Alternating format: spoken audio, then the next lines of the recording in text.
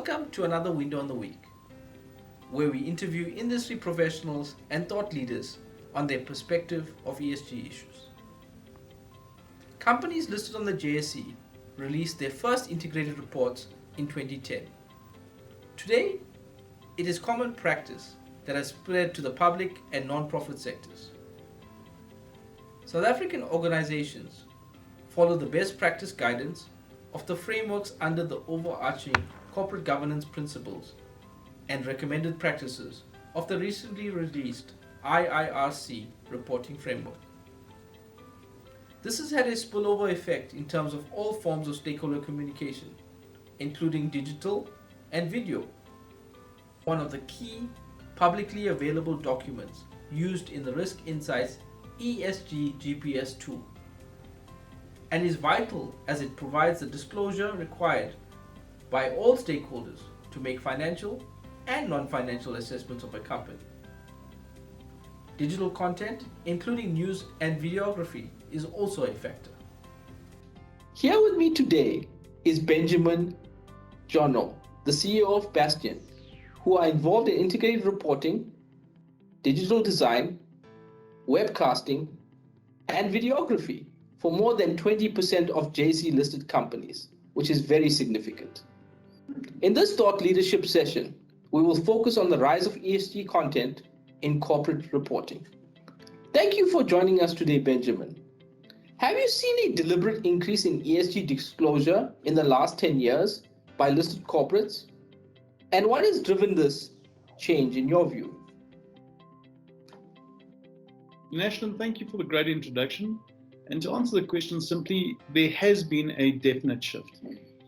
While ESG efforts have existed for many years, with considerable efforts dating back as far as the 50s, it was around 2010 that ESG actually became the mantra for most corporates. Before that, most of this kind of work was just seen as greenwash.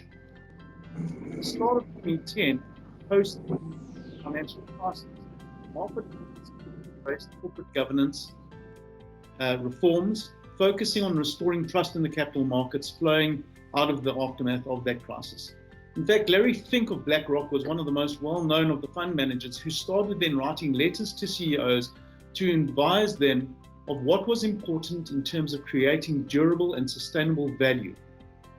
Laws, codes of best practice, investment stewardship efforts, and company initiatives that were concentrated on board oversight and accountability firmly took root.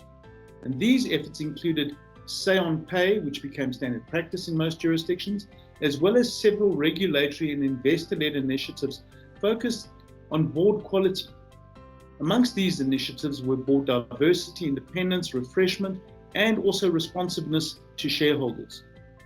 The developments during 2010 paved the way for more sophisticated ESG environment in this new decade, which is expected to foster widespread implementation of ESG-related practices.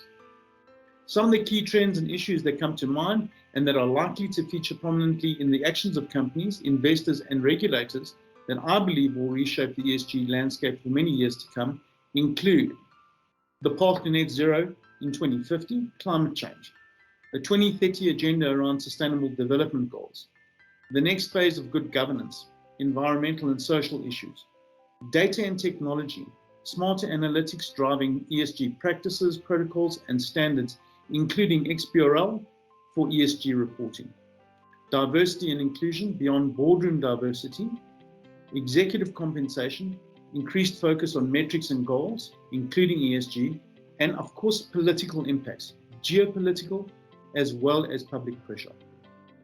That's quite a comprehensive list, Benjamin. And it seems like definitely the stakeholder capitalism that we talk about is definitely increasing.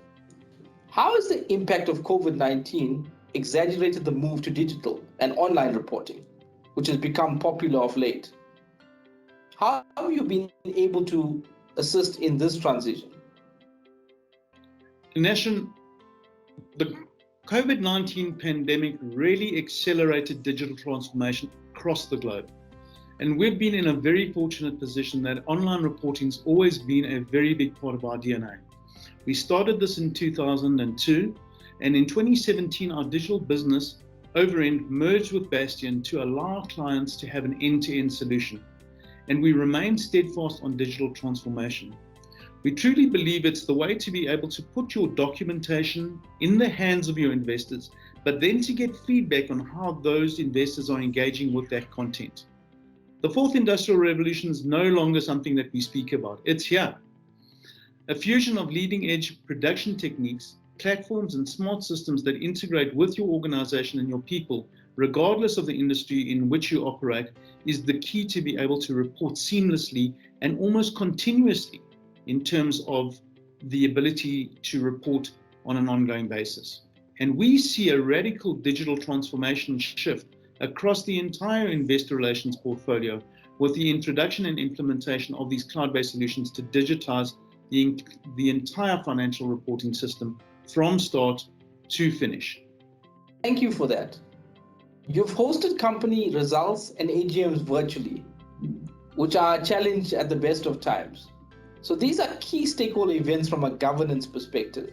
What has been your experience and your feedback in terms of the investor space and some of the challenges that you faced? Events, results, and AGMs are something that we absolutely love doing. But for many organizations, the cost of holding traditional results programs or AGMs has got drawbacks, especially when meeting attendance is not great. Once venues have been booked, shareholders flown in, security hired, executive time managed in diaries, catering paid for, the benefit of these dog and pony shows are outweighed by the expense and the low turnout on the day. By taking results and AGMs online, you can bypass these overheads and save on the numerous costs associated with holding an in-person event. All you need to do to hold the virtual results of AGM is a reliable, managed virtual event platform and a space that's technically well kitted out. We've been very fortunate that our offices are equipped to be able to do this seamlessly.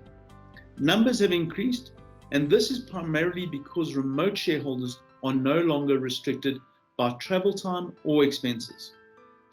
Virtual results and AGMs also make it easier for shareholders with health issues or disabilities to have their say, meaning your organization is more accessible and attractive to a diverse range of investors. And the accessibility issue is something that is a big global phenomenon. Of course, all of these virtual engagements have a positive effect on carbon emissions as well, and helping achieve communications that can be focused on net zero emissions immediately is something that everyone should focus on. So Benjamin, that's an interesting way to think about online events. It's something that I hadn't really factored into account. It's a very interesting one in particular, Anashran, especially given that what we can do with the data is pinpoint where people are coming from a geographical position and actually show what the carbon saving has been in terms of the executives or those people not having to fly to your venue or you having to fly to them. Yeah, I find that remarkable. So well done on that initiative. So how is Bastion aligned to global ESG trends in corporate reporting? Sure. We started working very strongly in this space with Barlow World. And they're the leading South African corporate, especially when it comes to GRI reporting. All the way back in 2010, we worked with Chris Whitaker and Kavendra Naidu and built an online reporting tool for linking the data from the GRI to the other disclosure documents in detail. It evolved from there into a tool that could display the content based on what was required for the UN Global Compact or a compatible FTSE Russell's Index report. We're really passionate about ESG reporting, or more accurately, impact reporting, which more than looking at measuring data, it looks at the impact that companies' investments have on people and the planet. Currently, we've been asked to provide input into the Impact Management Project, which is the leading forum for building consensus on how to measure, manage, and report impacts on ESG risks and who want to contribute positively to the global goals that have been espoused through the UNGC, as well as through the net zero target of 2050. So Bastion is at the forefront of this in South Africa. So that's good to hear, and you are actually delivering on what you say you're going to deliver on. We have to. It's something that for us is an imperative. Our core focus really is to make a difference. And when it comes to being involved from an industry perspective, we believe that everyone's got to stand up and do their part to ensure that we provide a sustainable future for everyone going forward. Okay. So it's people, prosperity, and planet that you're taking care of. That's Absolutely. great from an ESG point of view. So when advising clients in terms of improving disclosure and best practice, are corporate teams well equipped to deal with the complexities of ESG related issues? So to fully appreciate the shift from debate to action in terms of ESG practice, it helps looking back at the developments over the past decades. And we've come a long way. In most instances, we collaborate with clients and various third-party specialists who advise and consult within this area. Ongoing learning is required, but we need to be very mindful that best practice of today is tomorrow's entry level. It really is a case of having an open mind and continuously questioning the impact of what is created by operating within a specific context.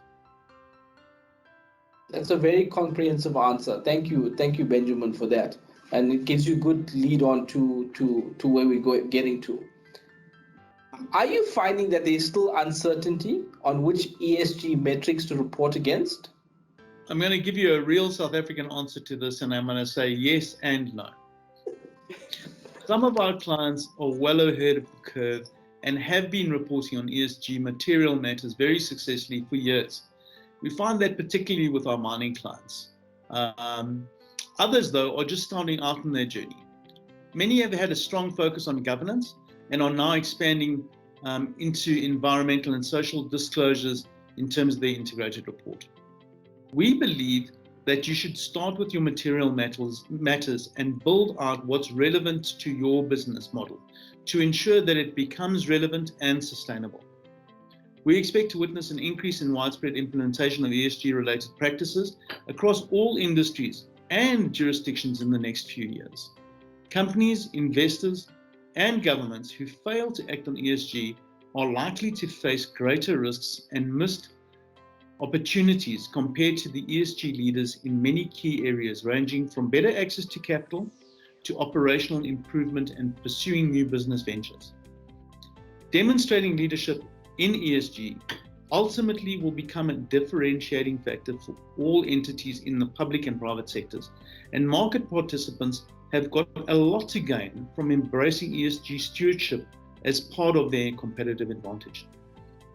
Of course, the trend is further being accelerated not only by the pandemic, but even more so the imperative of climate change. In his 2021 letter to CEOs, Larry Fink speaks of BlackRock's net zero commitment. And he says very clearly, the world is moving to net zero. And BlackRock believes that our clients are best served by being at the forefront of that transition. We are carbon neutral today in our own operations and are committed to supporting the goal of net zero greenhouse gas emissions by 2050 or sooner. And we certainly hope it will be sooner.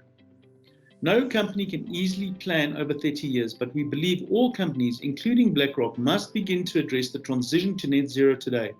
We are taking a number of steps to help investors prepare their portfolio for a net zero world, including capturing opportunities created by the net zero transition.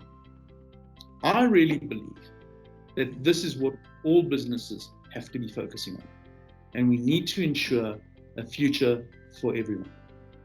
Thank you, Benjamin, for those comprehensive answers, and you've really enlightened our viewers on the subject of corporate reporting and ESG. So thank you very much.